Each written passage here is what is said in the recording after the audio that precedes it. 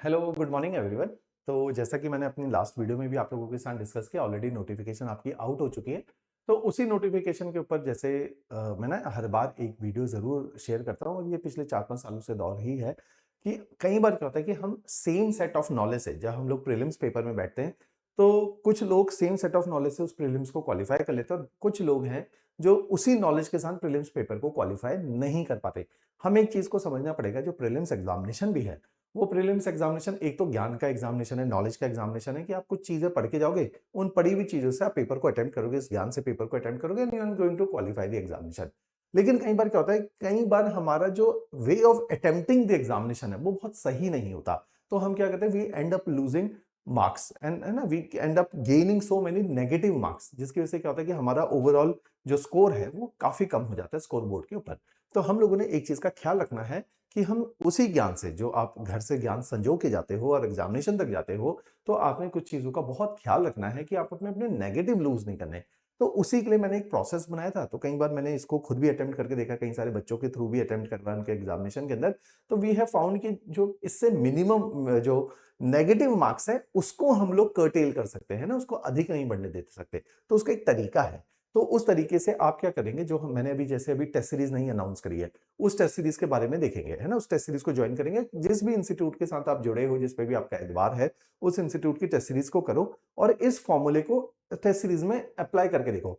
इस फॉर्मूले को अप्लाई करके देखोगे तो you will get to know कि क्या इस फॉर्मूले को अप्लाई करने के बाद आपके जो नेगेटिव मार्क्स है वो थोड़े से घटे हैं कि नहीं घटे हैं, है ना। आपने इसके ऊपर काम करना है। कुछ भी समस्या हो फिर आपने मेरे को कॉन्टेक्ट करना है। देखो क्या करना है, हमेशा एग्जामिनेशन में ना लिखते जाएंगे मेरे साथ साथ, आप लोग लिखोगे तो आगे के लिए भी आपके पास ये चीज बच के रह जाएगी। 4 तरह के क्वेश्चन आते हैं एग्जामिनेशन के दिन, prelims examination. Here I am discussing the GS part. तो जीएस में 4 तरह के क्वेश्चन है on the level of their difficulty.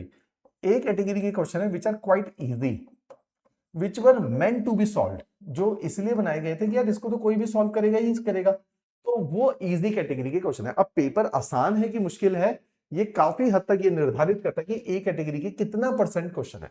तो आपने जब पेपर को अटेम्प्ट करना है, आप जब पेपर को अटेम्प्ट करते हो तो आपको कई सारे क्वेश्चंस को देख के हमेशा ऐसा लगता है ये तो बहुत सरल है, पचासों बार अनेकों बार मैंने पढ़ा हुआ है, and if I am going to attempt this very paper तो मैं अच्छा अटेम्प्ट कर लूंगा, और there is a high possibility कि सही भी होगा। तो आप उन पेपर के आगे एक कोडिंग लिखोगे, है ना, we will use the coding. तो आप कोडिंग लिख दोगे एक, तो ए मार्क करोगे। और पहले राउंड के अंदर let suppose if you are having 2 hours, तो in the very first hour you are just suppose to solve these A category. अब फर्स्ट आवर में हो सकता है किसी के 30 क्वेश्चन ही निकलते हैं, किसी के 40 ए कैटेगरी के निकलते हैं, तो question could very accordingly, time could very कि ए कैटेगरी कोई आधे पौने घंटे में कर लेगा, किसी का ए कैटेगरी बहुत बड़ा है कि बहुत सारे क्वेश्चन है जो उसको आसान लगते हैं, जो उसको श्योरली आते हैं, उसके लिए वो 50 की संख्या, तो उसको 1 घंटा लग जाएगा। तो मेक श्योर ए कैटेगरी के वे क्वेश्चन है, इजी क्वेश्चन की मतलब क्या है, in which you are write it down 100% sure, कि आपको 100% इस बात पे भरोसा है कि if you are going to attempt the paper these question, आप इसको लेके 100% श्योर हो कि ये तो सही ही है आपका। Mark them with the A mark, है ना। उसके बाद जैसे आप लोग, अब मैंने एक टेस्ट सीरीज लॉन्च करी, जहां किसी भी इंस्टीट्यूट ने टेस्ट सीरीज लॉन्च की, उसमें ऐसे करके देखो, फिर आप देखो व्हाट इज द नंबर, है ना। व्हेन यू विल रियलाइज कि अच्छा ए कैटेगरी के क्वेश्चन तो आप 40 क्वेश्चन कर दे रहे हो, है ना, 40 क्वेश्चन कर रहे हो, कोई 35 कर रहा है, कोई 45 कर रहा है, ये रेंज निकलती है, तो इसका मतलब है you are in the safe zone. ये अच्छा जोन है, सेफ जोन। इसका मतलब है कि your possibility to qualify this examination is going to be very very high. अगर आप ऐसा करते हो तो the possibility is going to be very high for you. तो ये आपने करके देखना है। इससे क्या होगा कि at least in 45 question, at least in 40 question you are very sure कि 40 क्वेश्चन किए हैं, चलो एक दो गलत भी हो गए, 38 क्वेश्चन 40 में से मान लो 38 सही भी हो गए, तो you will be scoring 76 marks. तो आपको एक बहुत बड़ा बेस देता है। तो ए कैटेगरी क्वेश्चन में एक ना पिरामिड बना के देता हूं, मार्क्स का पिरामिड है ना, मार्क्स का पिरामिड है। मार्क्स के पिरामिड में हमेशा एक चीज का अपने लोगों ने ख्याल रखना है कि the pyramid will be like this, कि कुछ क्वेश्चन होंगे कैटेगरी ए के, कैटेगरी ए के, कुछ क्वेश्चन होंगे they are from category B. अभी मैं बताऊंगा कैटेगरी बी क्या होती है। Then certain questions will be from the category C, category C. तो ये कोडिंग आपको, ये मार्क्स को, जैसे उदाहरण के तौर पे मैंने अभी बोला कि आपने 40 क्वेश्चन अटेम्प्ट किए ए कैटेगरी के और 38 उसमें से करेक्ट हो गए, 2 उसमें से इनकरेक्ट हो गए, तो 38 करेक्ट क्वेश्चन ने आपको दिए 76 मार्क्स। ऑब्वियसली इनकरेक्ट में कुछ मार्क्स लूज किए होंगे, वो मैं लास्ट में आपके जो है कैलकुलेट करके दिखाऊंगा। चलिए दूसरी बात, अब आपने बोला मैंने 40 मिनट 50 मिनट लगा के 40 क्वेश्चन सॉल्व किए, जिसमें मेरे जो है कुछ क्वेश्चन अटेम्प्ट हो गए। Now mark the category D. Category D ऐसी कैटेगरी है विच आर रैंडम क्वेश्चन, क्योंकि कमीशन आपको पता है कुछ रैंडम क्वेश्चन पूछता है, रैंडम फैक्ट्स, कि कोई ऐसा ऑब्सक्योर सा फैक्ट है जिसके बारे में किसी ने भी नहीं सुना, कि आपको कोई आइडिया ही नहीं है कि इन्होंने यार क्या ही पूछ लिया। तो रेदर देन, अब ऐसे क्वेश्चन को हम क्या करते हैं, जब हम भी पेपर अटेम्प्ट करते हैं ना, तो 1.5 घंटे में तो पेपर हो जाता है, 1.5 पौने 2 में। लास्ट के 15 मिनट हम बैठते होते हैं खाली, फिर हम देखते हैं कौन से क्वेश्चन नहीं किए, फिर उन क्वेश्चन में हम क्या करते हैं, जबरदस्ती उनको पढ़ते हैं और तुक्का मारते हैं। प्योर तुक्का है। प्योर तुक्का का मतलब है कि you have no idea about any of the option available है ना, 4 ऑप्शन में से you are having no idea about any of the option, but since you have been preparing for long, तो you are having certain intuition and gut feelings कि अच्छा ऐसा करके देख लेते हैं। अच्छा, इंट्यूशन के बेसिस पे ये लगता है वो रैंडम क्वेश्चन है, never fall in the trap. ये तो ललचाने के लिए, बर्बाद करने के लिए बने रहे। मेक श्योर, और मेरा मेरा ऐसा मानना है कि कितनी भी कोई तैयारी कर ले, 12-15 क्वेश्चन तो ऐसे आते ही है। Make sure don't attempt them, लिख लो डू नॉट टच देम। ये तो मरवाने के लिए ही बने थे, क्योंकि अगर आप रैंडम उसमें से है ना सिलेक्ट कर लेते हो, तो 4 में से पॉसिबिलिटी क्या है करेक्ट होने की, 25% possibility. It is very very low.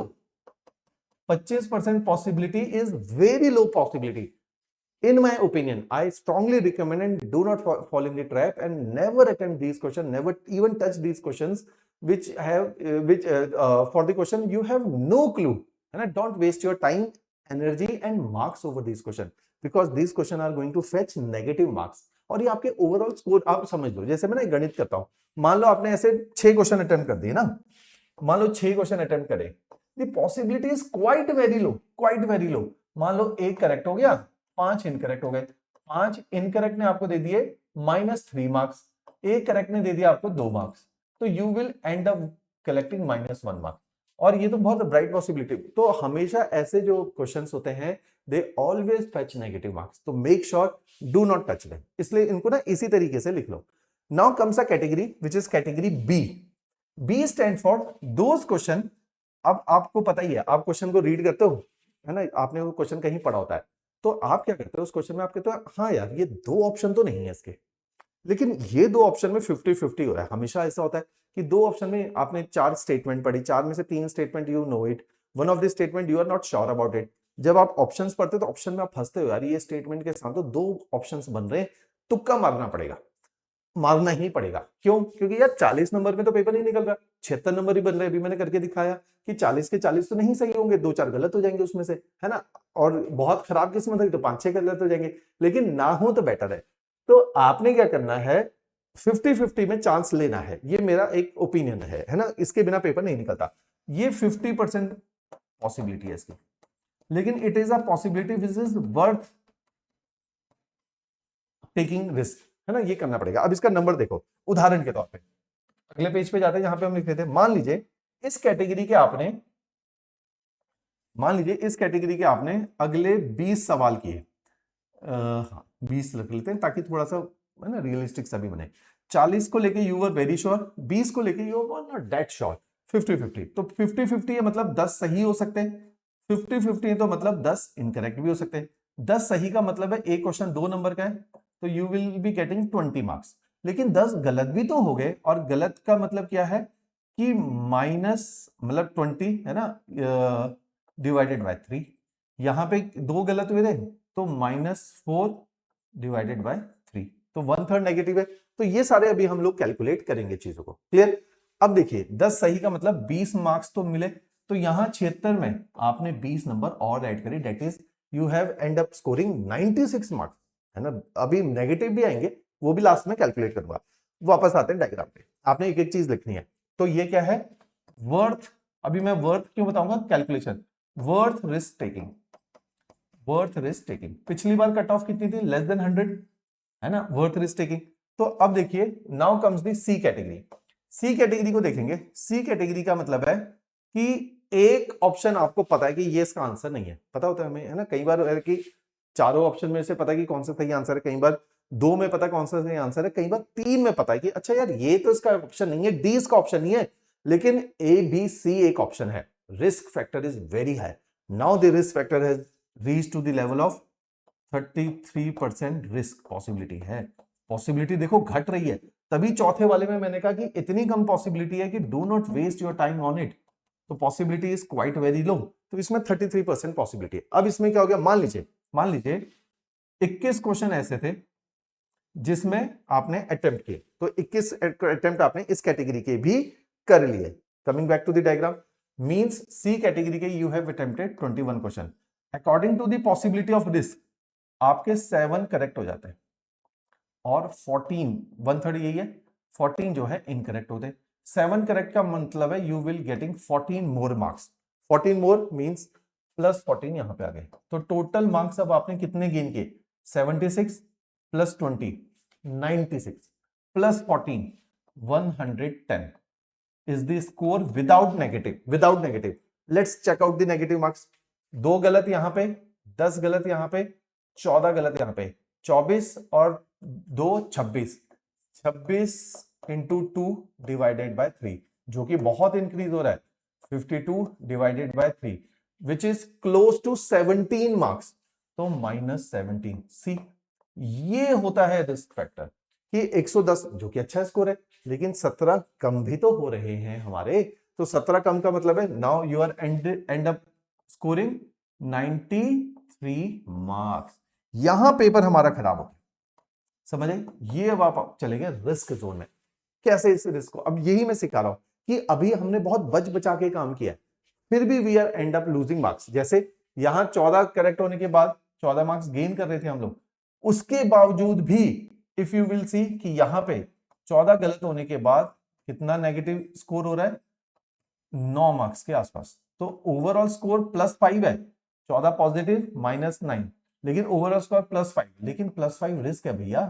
+5 बहुत अच्छा तो नहीं है कि 21 क्वेश्चन सही किए तो 5 नंबर कमाए। तो कहने का मतलब क्या, जैसे जैसे हम ए बी सी और डी कैटेगरी में जाते हैं, the risk factor start increasing. उसकी वजह से क्या होता है, we end up getting negative marks. तो हमारे लिए सबसे सेफ क्या है, ए कैटेगरी और बी कैटेगरी। बी कैटेगरी देखो, बी कैटेगरी ने आपको 20 मार्क्स दिए थे, और अगर नेगेटिव दिए तो -6 के आसपास नेगेटिव था, तो +14 तो इसने एनी डे दिए ही थे। तो यहां पे marks gain is very high, यहां पे marks gain is very low कि 76 14 5 5 तो बहुत कम हो जाता है। तो इसका मतलब क्या है कि जैसे जैसे आपकी कैटेगरी इंक्रीज होगी तो आपका रिस्क फैक्टर इंक्रीज होगा। इसलिए मैं कहता हूं never touch D category. Make sure अगर आपका ए, अब देखो कैलकुलेशन क्या कहते हैं, अगर आपका ए और बी स्ट्रांग है कि आप ज्यादा से ज्यादा ए कैटेगरी 45 कर लेते हो, बी कैटेगरी के अंदर आप 30 पे आ जाते हो, है ना, 30 क्वेश्चन कर लेते हो, तो आपने 75 क्वेश्चन कर लिए। अगर आप कैलकुलेट करोगे तो वहां पे you will be ending, you will be getting more than 100 marks. अगर आपका 100 का आंकड़ा क्रॉस हो रहा है, अगर पेपर देखो बहुत ही सरल, जो कि अब नहीं आते हैं, यूपीएससी के भी नहीं आ रहे, स्टेट पीसीएस के भी नहीं आ रहे, तो बहुत ही सरल पेपर आने बहुत कम हो गए हैं। तो बेटर क्या है कि हम 105 के अगर मार्क को क्रॉस करते हैं तो बहुत ब्राइट पॉसिबिलिटी है कि we will get through the prelims examination. इस चीज का ख्याल करना है। तो जो मेरी सलाह, जैसे हमने इस वीडियो में क्या देखा, जो मेरी सलाह है, नेवर अटेम्प्ट दोस क्वेश्चन जो कि प्योर तुक्का है, that is the question from D category. Make sure अगर आप ए और बी को ज्यादा अच्छा स्कोर कर दे रहे हो, जिसमें आप 75 क्वेश्चन के आसपास तक चले जाते हो, तो कोशिश करो कि आप डी कैटेगरी को ना टच करो और सी कैटेगरी को भी ना टच करो। ऑल्दो सी कैटेगरी हमेशा मैं बोलता हूं रिवॉर्ड करके जाती है, वो मैंने आपको मिनिमम देख लिया कि सी कैटेगरी में 21 क्वेश्चन करोगे तो 1/3 तो ठीक होंगे, क्योंकि 1/3 ठीक होने की पॉसिबिलिटी है, तो 7 क्वेश्चन, और जो है 2/3 जो है नेगेटिव होंगे, फिर भी आपके मार्क्स पॉजिटिव ही हैं, इसने नुकसान नहीं दिया। लेकिन डी नुकसान देके जाता है, तो सी तक नुकसान नहीं होता। तो आपने अपने, अब जैसे ये तो एक हाइपोथेटिकल डेटा है, अब आपने देखना है व्यक्ति टू व्यक्ति, हर किसी का वेरी करेगा कि सी के कितने क्वेश्चन किए, बी के कितने किए, ए के कितने किए। आपने देखना है कि आपके लिए क्या सटीक जो है गणना बैठती है। उस लेवल पे आप पेपर को अटेम्प्ट कीजिए, A B C D level पे पेपर को अटेम्प्ट कीजिए, यू विल सी कि आप धीरे धीरे मार्क्स इंप्रूव कर रहे हैं, नेगेटिव मार्क्स को मिनिमाइज कर रहे हैं। राइट, इस चीज का ध्यान आप लोग जरूर जरूर रखिएगा। क्लियर, तो ये एक मेथड है जिससे हम अपने नेगेटिव को कम कर सकते हैं और सेम नॉलेज से बेहतर मार्क्स कुछ लाने का प्रयास कर सकते हैं। Right, thank you.